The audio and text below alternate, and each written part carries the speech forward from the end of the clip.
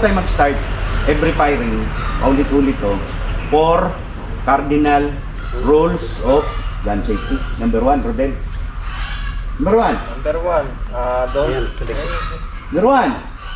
Every gun is loaded. Treat every Always. gun Always keep the gun pointed. Okay, nito. Always treat every gun as dangerous and loaded. Number 2. Number 2. Always keep the gun pointed Okay. down range. Ako na yung paiparanag na maayos. Never point the gun to anyone you have not intend to shoot or to destroy.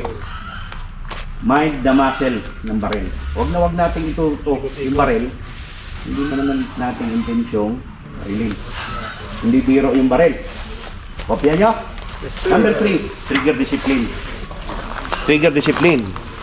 trigger out. Trigger finger lagi. Every time, humawak ng any kind ng firearm. Long or pistol. Trigger finger out lagi. Saka na natin ipapasok yung daliri sa trigger pag ready na tayong pumutok. Unless we're ready to shoot.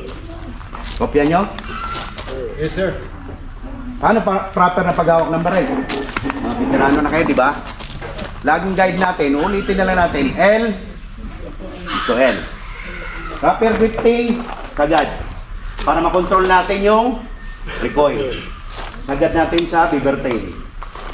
Beaver tail, di ba? Sagad lagi. Trigger finger out yung isa. L ulit. Pasok natin yung 4, baba konti.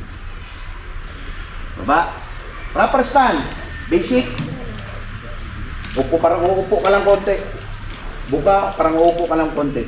Forward natin yung upper body. Para makuha natin ang front at saka rear side. Pwede rin yung beaver position kung tinatawag natin.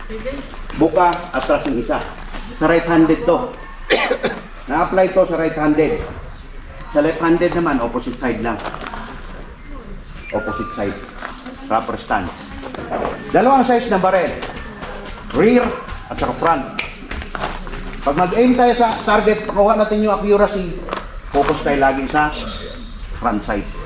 Dapat sa dominant eye natin, malabo yung rear side. Pag asinta mo, dapat malabo to. Ito yung malinaw.